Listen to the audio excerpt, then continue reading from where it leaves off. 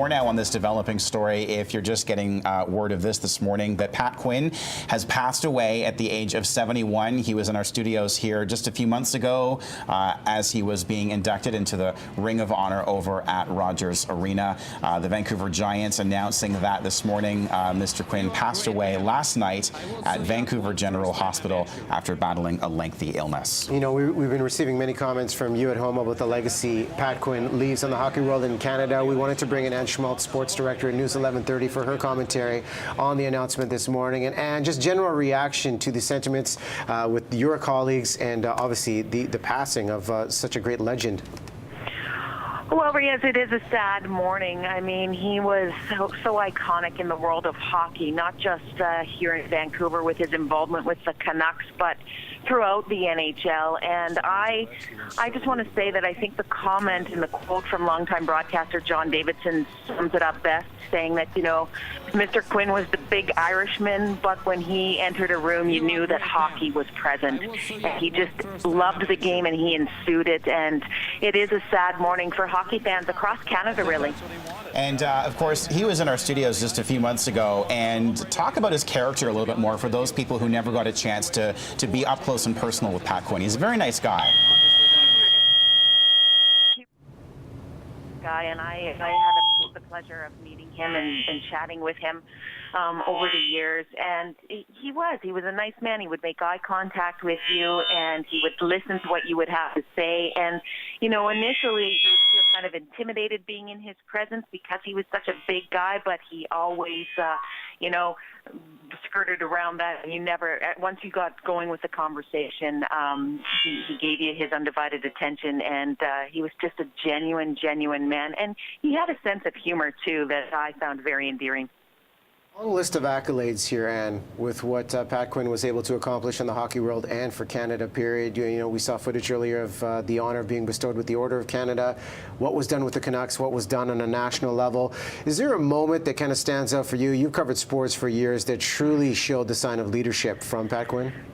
Well, I mean, maybe not a lot of Vancouver fans or Vancouver watchers here at VT know this about me, but I grew up in Ontario. And, of course, if you grow up in Ontario, you do cheer for the Toronto Maple Leafs. And so Pat Quinn really, for me, I will always associate him standing behind the Maple Leaf bench there in the mid to late 90s. But then when I did move out to Vancouver and I understood, you know, the iconic presence that he had here in this hockey market, and you realize, you know, he was responsible for drafting Trevor Linden, the most loved Canuck, and I imagine it's a very sad day for Trevor. He also meant the world to Pavel Bure.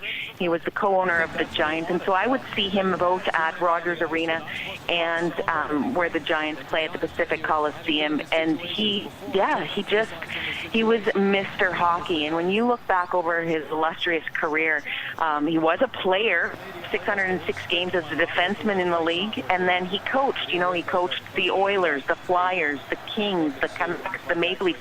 When you think that he went to the NHL playoffs 15 times, the Stanley Cup final twice in 80 with the Flyers, 94, of course, on that magical run with the Canucks.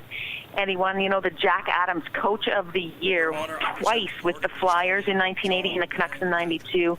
And then, you know, I haven't even got into what he did for Team Canada and on the international stage. So a huge loss and a huge blow to the world of hockey. Well, an amazing career as well. We've been looking at some of the footage here as you've been sharing your thoughts about this. Anne Schmaltz from News 1130. And thanks a lot for chiming in this morning on certainly a very sad day for hockey fans, not only here in Vancouver, but right across Canada. And a lot of you are also chiming in online as well. We're going to share some of your comments coming up, and just getting word from the control room. Gary Volk, former Vancouver Canuck, going to join us shortly to share his sentiments. We'll get to that. But first, we start with Patricia. This is from Patricia. Okay, years ago, I wrote him a letter, and he wrote me back right away. Oh, how cool is that? And what made it special was the fact he took time out to handwrite his signature. Always cool when you get those moments that are when you admire someone that's a notable personality and they actually take the time to respond to your fan mail. That's great. Personal touch stands out. Luke chimes in with a comment. Can we get Luke's comment back up? Okay, we're going to try and get more of these comments because, you know, it's a personal issue. Do we have Gary Volk on the line right now? Okay, we'll do the comments again one more time, and then we'll chat with Gary Volk shortly on the show. So, Luke, thanks for the comment. Memories of Pat Quinn says everything. One of the very few hockey personalities that I couldn't find fault in. Honest and straight up. Very sad day. Very sad day is an understatement indeed. Luke, thanks for the comment. All right, so it is 8:46 right now as we're still getting word and learning of the death of Pat Quinn this morning. We're going to take a break right now, is that correct? And when we come back, we'll speak with Gary Volk and get some more analysis and reaction to the death of Pat Quinn at the age of 71.